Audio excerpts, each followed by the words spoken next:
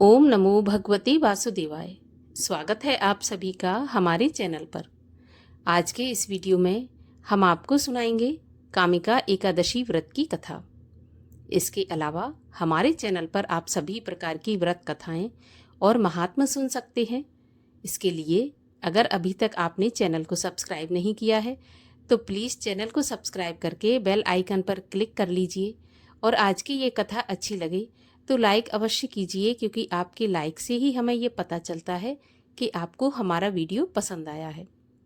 तो चलिए अब हम शुरू करते हैं कामिका एकादशी व्रत की कथा।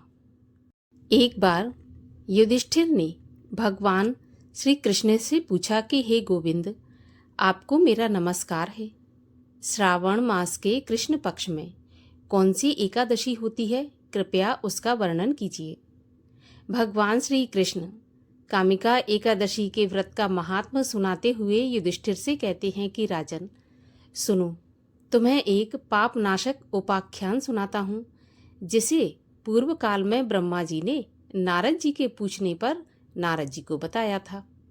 नारद जी का प्रश्न था कि हे भगवान, हे कमलासन, मैं आपसे ये सुनना चाहता हूँ कि श्रावण के कृष्ण पक्ष में जो एकादशी होती है उसका क्या नाम है, उसके देवता कौन है और उससे कौन सा पुण्य प्राप्त होता है।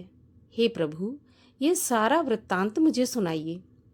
तब ब्रह्मा जी कहने लगे कि नारद सुनो, मैं संपूर्ण लोकों के हित की इच्छा से तुम्हारे प्रश्न का उत्तर दे रहा हूँ। श्रावण के मास में जो कृष्ण पक्ष की एकादशी होती है उसका नाम है कामिका। उसके स्मरण मात्र से वाजपेयी यज्ञ का फल प्राप्त होता है। उस दिन श्रीधर, श्रीहरि, विष्णु, माधव और मधुसूदन इन नामों से भगवान का पूजन करना चाहिए। भगवान श्री कृष्ण के पूजन से जो फल मिलता है वह फल गंगा, काशी, नैमिषारण्य, यहाँ तक के पुष्कर क्षेत्र में भी सुलभ नहीं है। सिंह राशि के बृहस्पति होने पर तथा व्यतिपात और दंड योग में गोदावरी के स्नान से जिस फल की प्राप्ति होती है वही फल भगवान श्री कृष्ण के पूजन से भी प्राप्त होता है। जो समुद्र और वन सहित समूची पृथ्वी का दान करता है तथा जो कामिका एकादशी का व्रत करता है, ये दोनों एक समान फल के भागी माने जाते हैं। जो ब्याई हुई गाय को अन्यान्न सामग्रियों सहित दान करता है, उस मनुष्य को जिस फल की प्राप्ति होती है वही फल कामिका एकादशी का व्रत करने वाले को मिलता है। जो नरश्रेष्ठ श्रावण मास में भगवान श्रीधर का पूजन करता है, उसके द्वारा गंधर्वों और नागों सहित संपूर्ण देवताओं की पूजा होती है। अतः पाप भीरु मनुष्यों को यथाशक्ति पूरा प्रयत्न करके कामिका एकादशी के दिन श्री हरि का पूजन करना चाहिए।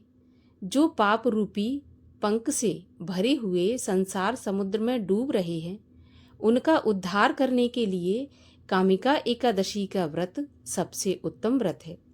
आध्यात्म विद्यापरायण पुरुषों को जिस फल की प्राप्ति होती है उससे बहुत अधिक फल कामिका एकादशी व्रत का सेवन करने वालों को मिलता है।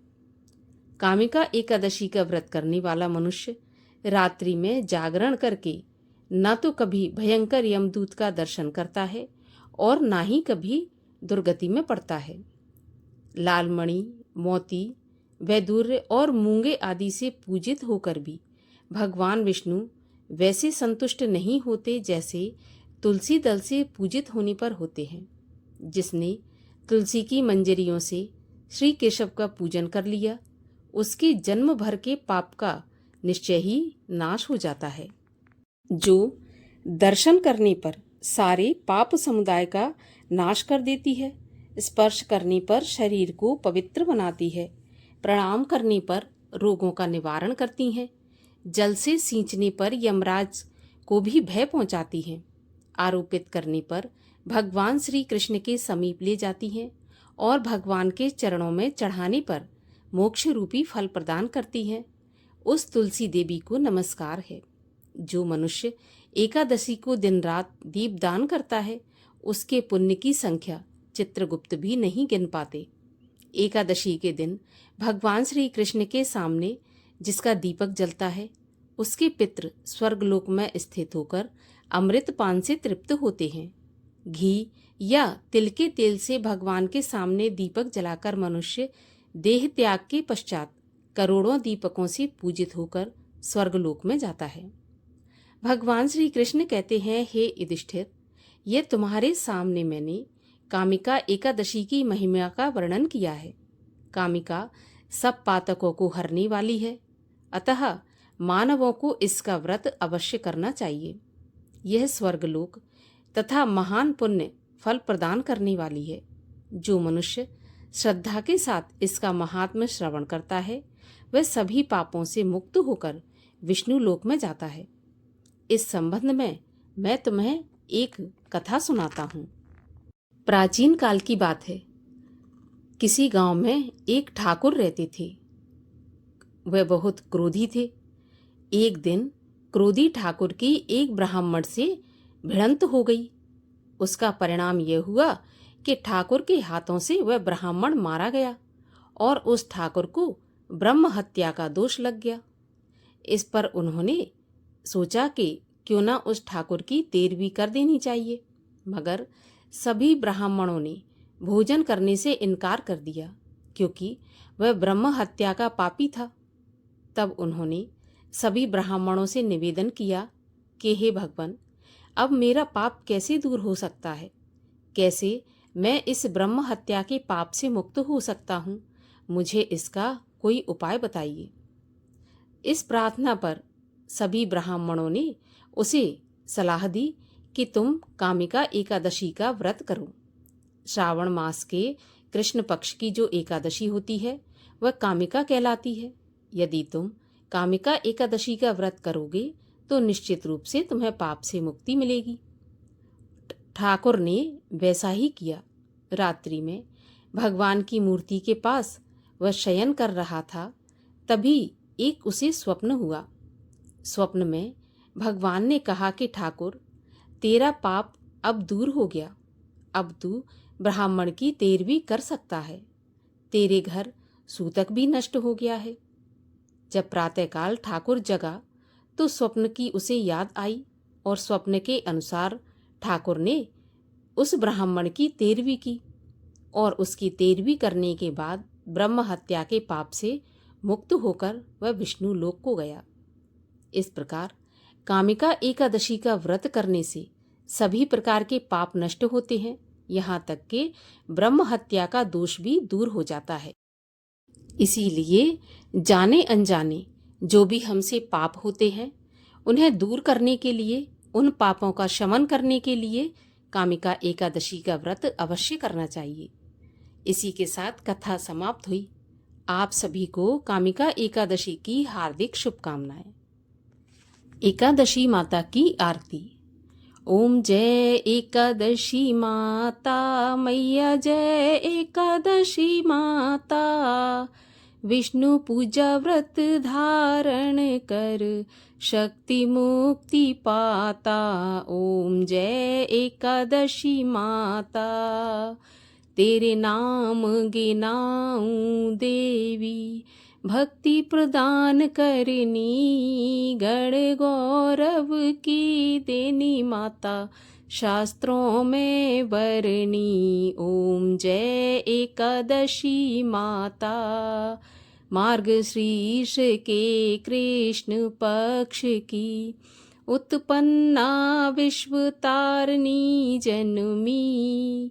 शुक्ल पक्ष में हुई मोक्षदा, मुक्तिदाता बन आई। ओम जय एकादशी माता। पौष के कृष्ण पक्ष की सफला नामक है। शुक्ल पक्ष में होए पुत्रदा, आनंद अधिक रहे। ओम जय एकादशी माता। नाम षट तिला माघ मास में कृष्ण पक्ष आवे। शुक्ल पक्ष में जया कहावे, विजय सदा पावे। ओम जय एकादशी माता। विजया फागुन कृष्ण पक्ष में, शुक्ला आमल की, पाप मोचनी कृष्ण पक्ष में, चैत्र महाबल की। ओम जय एकादशी माता। चैत्र शुक्ल में नाम कामदा, धन देने वाली, नाम बरुथनी कृष्ण पक्ष में, बैसाख माह वाली। ओम जय एकादशी माता। शुक्ल पक्ष में होए मोहिनी, अपराज्येष्ठ कृष्ण पक्षी, नाम निर्जला सब सुख करनी, शुक्ल पक्ष रखी। ओम जय एकादशी माता। योगिनी नाम आषाढ़ में जानो, कृष्ण पक्ष करनी, देव शनि नाम कहायो, शुक्ल पक्ष धरनी। ओम जय एकादशी माता। कामिका श्रावण मास में आवे, कृष्ण पक्ष कहिए, श्रावण शुक्ला होए पुत्र दा, आनंद से रहिए। ओम जय एकादशी माता। अजा भाद्रपद कृष्ण पक्ष की, परिवर्तनी शुक्ला, इंद्रा आश्विन कृष्ण पक्ष में, व्रत से भवसागर निकला। ओम जय एकादशी माता। पापांकुशा है शुक्ल पक्ष में, पाप हरन हारी, रमा मास कार्तिक में आवे, सुखदायक भारी। ओम जय एकादशी माता। देवोत्थानी शुक्ल पक्ष की, दुख नाशक मैया, लौंद मास की करूँ मैं बिनती, पार करो नैया। ओम जय एकादशी माता। शुक्ल लौंद में होए पद्मिनी, दुख दारिद्र हरिणी, परमा कृष्ण पक्ष में, होती जन मंगल करनी।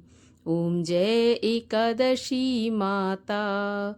जो कोई आरती एकादशी की, भक्ति सहित गावे, जन सामान्य स्वर्ग का वासा, निश्चय ही पावे। ओम जय एकादशी माता। बोलिए एकादशी माता की जय, 11 मैया की जय, भगवान श्री हरि विष्णु की जय।